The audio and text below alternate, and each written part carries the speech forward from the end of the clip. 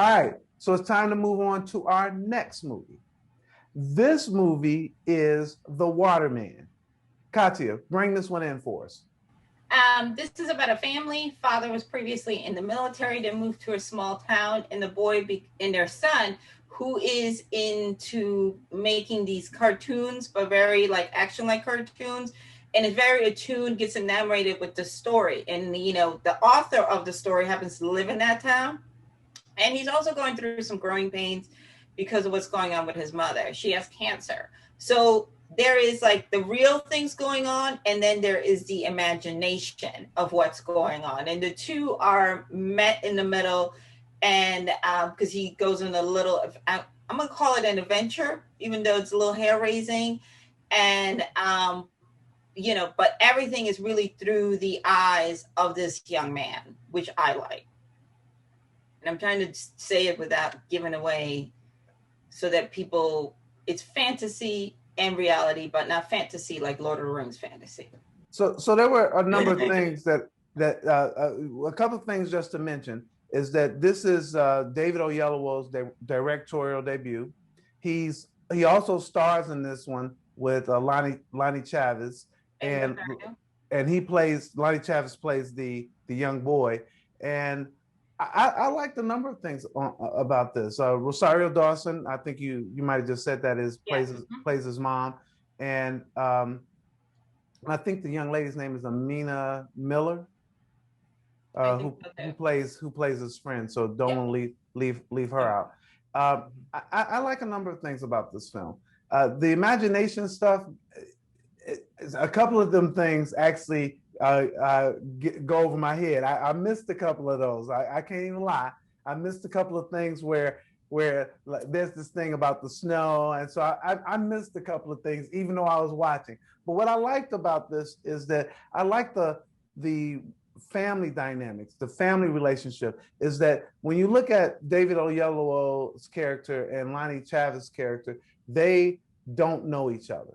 And here's a kid trying to learn who he is, but at the same time, here's a father trying to figure out who is my kid, and they're missing each other on all fronts. And I think this whole thing about what would you do to save your mom? What lengths would you go to make sure that your mom is okay, and how that intersects with the father and the son, it makes for an interesting narrative for me. KB. Yeah, there are a lot of interesting things about the film. To your point, Reggie, I think the most rewarding part of the film is the relationship dynamic between the father and the son. So, he has just come home from the Navy.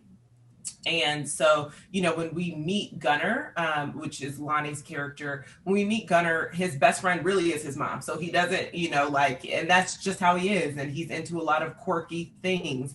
And his mom has been, taking the brunt of the responsibility of essentially raising him alone because her husband was away.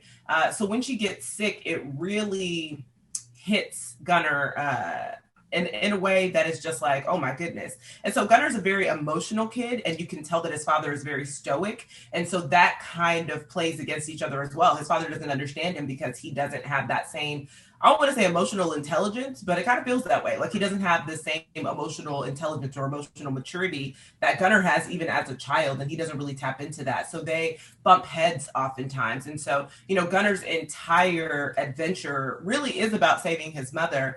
But in that, he gains a friend in Joe. And it's interesting because Joe has the complete opposite family dynamic. Like 98% of the time, you're like, where are this girl's parents? And what are they doing? And come to find out, they don't know where she is either. And so, she has had a very rough childhood, and they don't know where she is. And she's kind of escaped because her parents are not kind to her. And so it's interesting to have this dynamic because, Gunner's grown up with a mother and in a house with so much love, but both of them really bond over the relationships with their fathers because they are both fraught. So it's interesting. The adventure piece is interesting because it does have a couple of layers of mysticism kind of layered in. I wish there was more mysticism.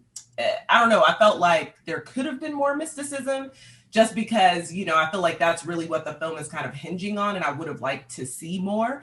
But to Kathy's point, like some of it is just gross. Like when we talked to Lonnie and he was talking about those bugs, I was like, child, I would have left. Like, I mean, truly, I would have been like, well, my contract is void. I cannot manage this area with all these bugs.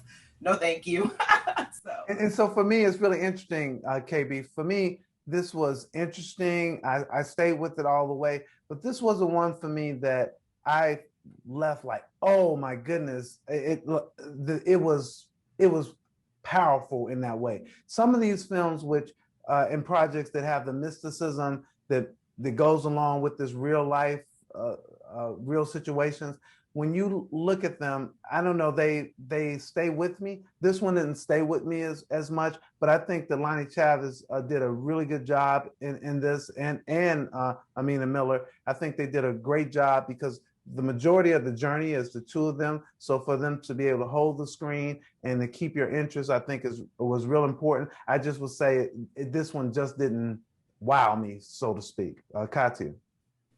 I like this. I feel like this generation, like my generation, we had Goonies, we had E.T., we had all these movies that and Stand By Me that really helped kind of like depict our childhood and our era. Whereas with this generation, there isn't a lot of movies that center young people and what they're going through emotionally, especially young Black boys. I love the fact that this Black boy was allowed to be an artist, allowed to be emotional, all the things that, a lot of people are telling young Black boys not to be, that there's something wrong with them. And I love the fact that you mentioned that David Oyelowo's relationship and Lonnie's relationship was budding because, again, his father comes from the military. So he's very stereotypical ideologies of things that his son should be into or things that he should be doing with his son. And it's like KB said, he's not taking the time to get to know his son until blah, blah, blah happens. Do you know what I mean? And the mom is trying to say, I hear you, but that's not who your son is.